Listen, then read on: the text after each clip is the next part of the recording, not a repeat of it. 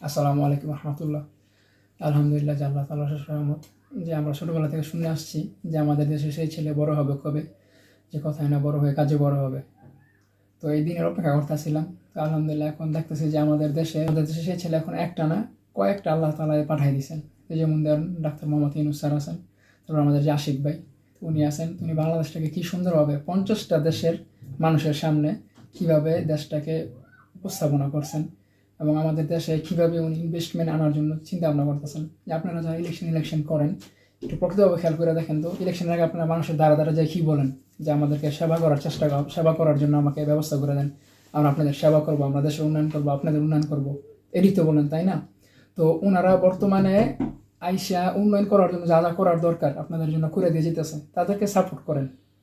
তাদেরকে যদি সাপোর্ট করেন তো ভবিষ্যতে খেলা দেখবেন যে বাংলাদেশে কাজের বন্যা বয়ে যাবো আর কি। যেরকম কদিন আগে বাংলাদেশে বন্যা সব দশ করে দিল না, তো ওনাদের যদি আপনারা সাপোর্ট করেন দেখবেন যে কাজের বন্যা, মানে মানুষের থেকে কাজ বেশি থাকবো বাংলাদেশের মধ্যে।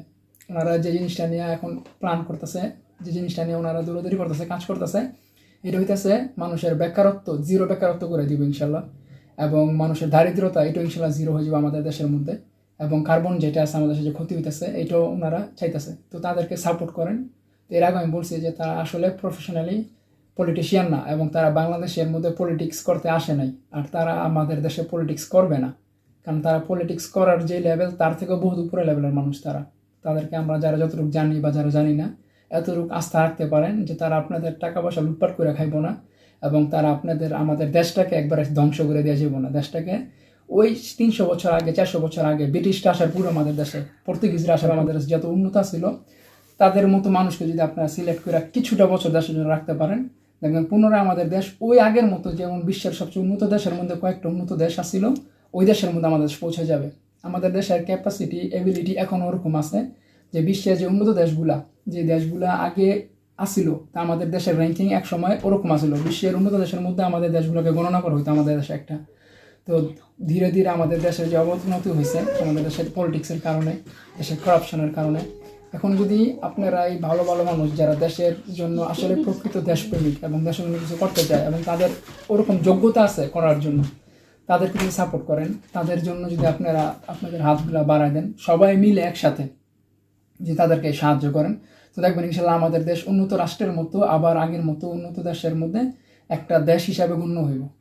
তো ইনশাল্লাহ আপনারা তাদেরকে সাপোর্ট করেন, তাদের সাথে ঐক্যবদ্ধভাবে করেন, এবং দেখবেন যে তারা আপনাদের কাছে সুন্দরভাবে দেশটাকে একটা শেপের মধ্যে আইন না, আপনাদেরকে দেশটাকে বুঝায় তারা দিয়ে আবার তারা তাদের কাজে চলে যাবে। যখন আপনাদের প্রয়োজন তাদেরকে ডাকবেন, তারা ইনশাল্লাহ আসবে। যারা দেশকে ভালোবাসে তারা পয়সার জন্য এরকম করে না।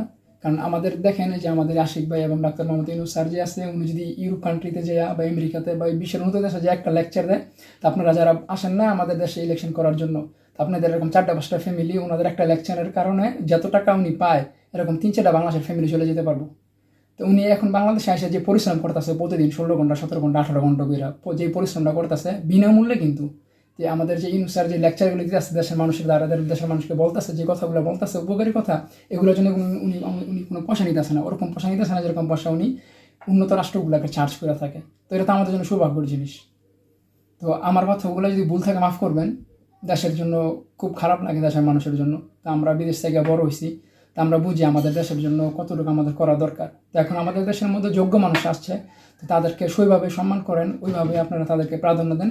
ইনশাল্লাহ আপনাদের ভবিষ্যৎ এবং আপনাদের বাচ্চা কাচ্চাদের ভবিষ্যৎ, প্রজন্মে আরও 3-4 প্রজন্মের ভবিষ্যৎ দেখবেন অনেক উজ্জ্বল হয়ে যাব। হয়তো আমরা আপনারা থাকবো না, কিন্তু আমাদের পরে যারা আসবে তারা দেখবেন অনেক সুন্দরভাবে থাকবে।